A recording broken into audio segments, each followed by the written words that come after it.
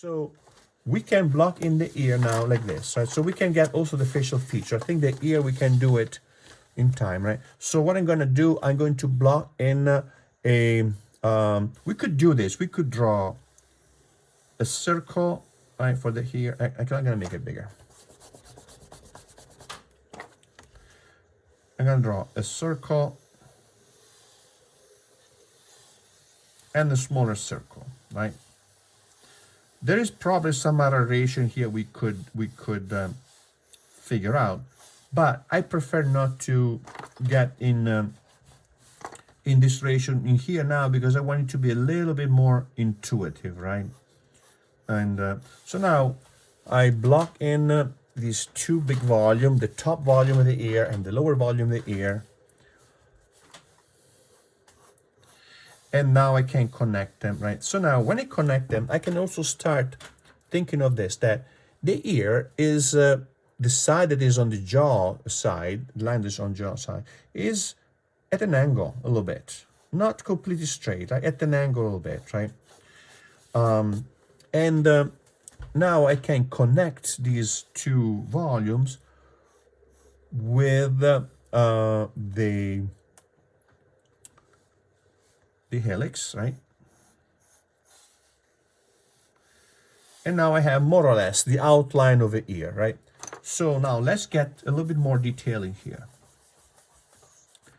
So what we have here, we have coming up like this, down. Actually, I'm gonna draw it with a darker color so that you can see it better, right? So here we would have, more or less starting from the middle here, right? We would have the helix.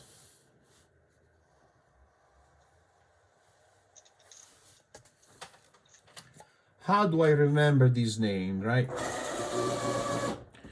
Helix, the cat, the wonderful, wonderful cat. Remember that cartoon? So this is helix, from helica, from helicoidal, right? Helix. And it comes down like this, connects now with the side of the head like this, right? Here at the upper portion of the, so the helix is like a pizza crust. Sorry.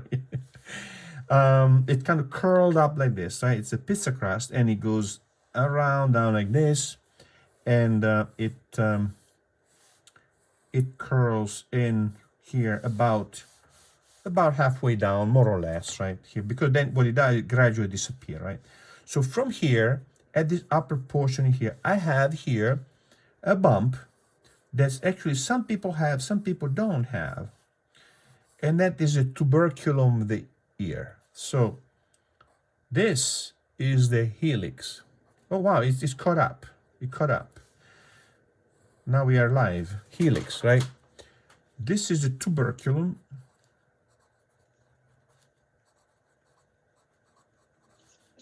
Tuberculum of the ear, like that, right? Now here I have the remaining portion of the helix that kind of, it can also be a little bit irregular. I can have kind of wiggly and jiggly, but overall there is a little bit of a bump in here that not everybody has, right? Some part of the population have it, some part don't have it.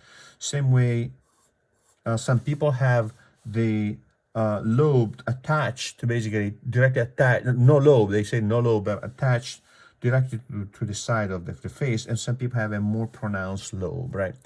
Now here it has a change of angle there that it can be really different, but this is the earlobe, right? The earlobe can be more pronounced, less pronounced, and whatnot. And then, of course, it attaches on the side of the head like this. Right? That's the jaw. This is the jawline, right? Now here, I would have the below the end of the helix in here, right? Here, I have now the ear hole, the meatus auditivus, the external auditory canal, right? And on top of that, on top of this, I have the tragus. The tragus, it's like a lid, a little cartilage lid here like this, right? And this is a little bit of a notch here, right? And So this is a little bit of a cartilage, kind of a little bit of a lid that protects the ear.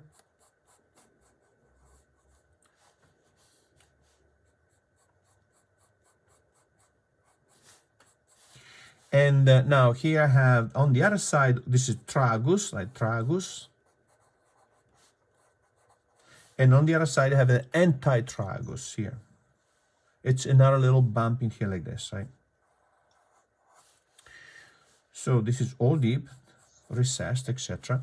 So now I see this helix. See, that's this helix in here, right? Right? This helicoidal pattern here like this. Why is it like that? Because it captures the sound waves like a sink.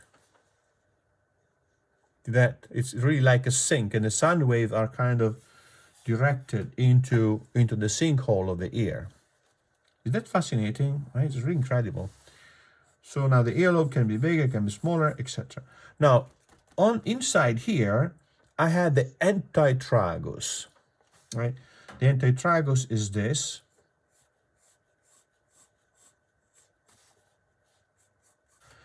I'm sorry, anti-helix. Sorry, anti-helix.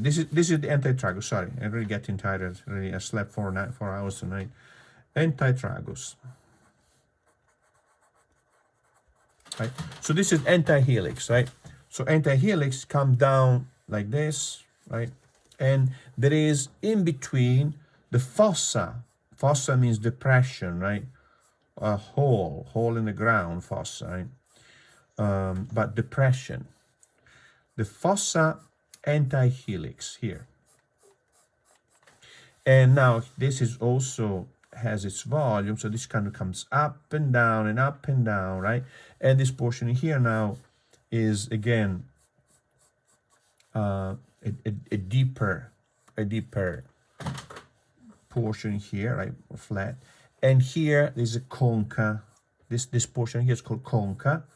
I think the name comes from concha means kind of depression, right? I think it gives the name to conch, right?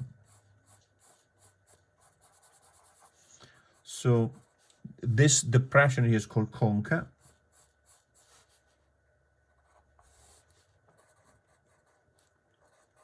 So, and then of course we have this portion here, it kind of gradually softens, right? And this, so this is the fossa anti-helix. Now this depression here. In here is the fossa helix.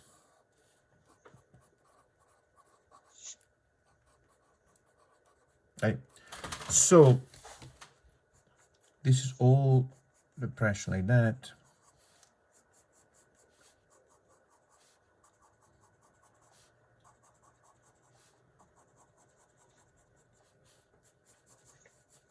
And of course, here like this, right? This all the pressure like that.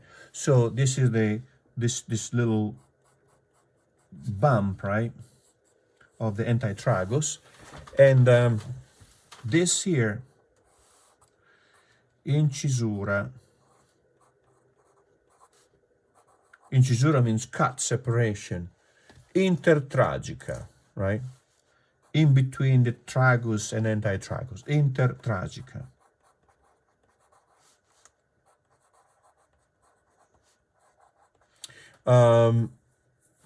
Tuberculum of ear.